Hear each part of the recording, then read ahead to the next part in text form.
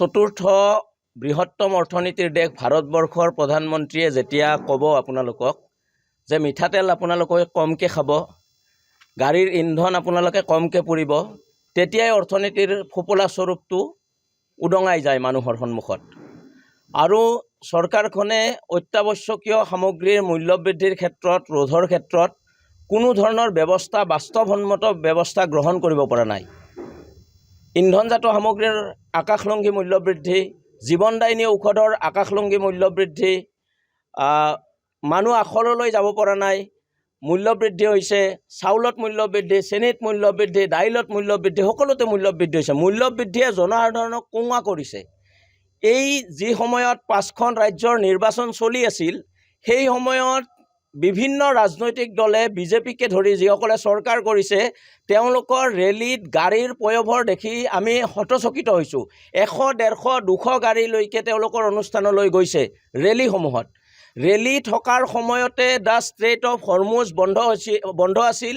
তেতিয়াও পেট্ৰলৰ সৰবৰাহটো ভাৰতবৰ্ষলৈ বন্ধ আছিল। তেতিয়া কিন্তু মূল্যবৃদ্ধিটো কৰা নাছিল। সেইটো কথাৰ দ্বাৰা এটা কথা প্ৰতিপন্ন হৈছে যে ভাৰতৰ চৰকাৰখনে, অসমৰ চৰকাৰখনে জনসাধাৰণৰ কথা কোনো কাৰণত চিন্তা নকৰে। তেওঁলোকে জনসাধাৰণৰ কথা চিন্তা নকৰাৰ কাৰণেই আজি প্ৰতিটো ক্ষেত্ৰত মূল্যবৃদ্ধি হৈছে আৰু প্ৰতিটো ক্ষেত্ৰত এই মূল্যবৃদ্ধি ৰোধ কৰিব পৰা নাই, যাৰ কাৰণে সৰ্বসাধাৰণ কোঙা হৈ গৈছে। বাণিজ্যিক চিলিণ্ডাৰৰ মূল্যবৃদ্ধি হৈছে। বাণিজ্যিক চিলিণ্ডাৰ 3000তকৈ ওপৰত দাম বেছি হৈছে। গতিকে 3000তকৈ ওপৰত যেতিয়া বাণিজ্যিক চিলিণ্ডাৰৰ দাম বাঢ়িব, তেতিয়া গাঁৱৰ সৰু সৰু দোকানবোৰে, ৰেষ্টুৰেণ্টবোৰে এইবোৰ কেনেকৈ চলিব? মানুহে ঔষধ কেনেকৈ কিনিব? ঔষধৰ ক্ষেত্ৰত যি আকাশলংঘী মূল্যবৃদ্ধি হৈছে, এইবোৰ কেনেকৈ কিনিব? এইবোৰ কথা চৰকাৰে চিন্তা কৰিব লাগিব। আৰু আমি আজি এই তামোলপুৰৰ ৰাজপথৰ পৰা অসম চৰকাৰৰ যিখন নতুন চৰকাৰ গঠন কৰা হৈছে, যিগৰাকী নতুন মুখ্যমন্ত্ৰীক দায়িত্ব দিয়া হৈছে হিমন্ত বিশ্ব শৰ্মা, তেওঁক আমি আহ্বান জনাইছোঁ, অসমৰ জনসাধাৰণৰ স্বাৰ্থত অসমত মূল্যবৃদ্ধি ৰোধ হ'ব লাগিব। জীৱনদায়িনী ঔষধৰ মূল্যবৃদ্ধি ৰোধ হ'ব লাগিব। চাউল, দাইল, চেনি, মিঠাতেল সকলোতে মূল্যবৃদ্ধি ৰোধ হ'ব লাগিব। ইন্ধনজাত সামগ্ৰীৰ মূল্যবৃদ্ধি ৰোধ হ'ব লাগিব। যদি মূল্যবৃদ্ধি ৰোধ নহয়, ছাত্ৰ সন্থাই ৰাজপথত ইয়াতকৈও ভয়ংকৰ কাৰ্যসূচী গ্ৰহণ কৰিব। আৰু তাৰ কাৰণে ৰাজ্য চৰকাৰ সাজু থাকক, মুখ্যমন্ত্ৰী হিমন্ত বিশ্ব শৰ্মা সাজু থাকক।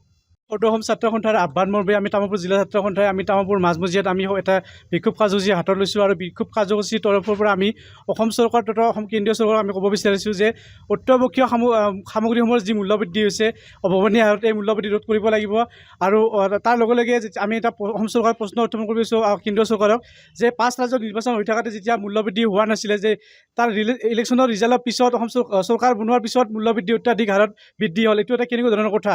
ইয়াক যুদ্ধক লৈ দোহাই দি তেখেতসকলে মূল্যবৃদ্ধি কৰাৰ কাৰণে চেষ্টা ৰখা বুলি কথা দিছে ৰাইজক। কিন্তু তেনেকুৱা ধৰণৰ যিটো কথা আছিলে, যুদ্ধখন তাৰ আগতো চলিছিলে, কিন্তু নিৰ্বাচনৰ পিছত যিটো অবাধ হাৰত অত্যাৱশ্যকীয় সামগ্ৰীকে ধৰি পেট্ৰল, ডিজেল, জীৱনদায়িনী ঔষধৰ যি মূল্যবৃদ্ধি হৈছে, তাত আমি ছাত্ৰ সন্থাই তীব্ৰ প্ৰতিবাদ সাব্যস্ত কৰিছোঁ। আৰু এই প্ৰতিবাদস্থলীৰ পৰা আমি অসম চৰকাৰক ক'ব বিচাৰিছোঁ যে অতি শীঘ্ৰে মূল্যবৃদ্ধি ৰোধ কৰক, অন্যথা ছাত্ৰ সন্থাৰ তীব্ৰ প্ৰতিবাদৰ সন্মুখীন হ'বলৈ তেখেতলোকে বাধ্য থাকক।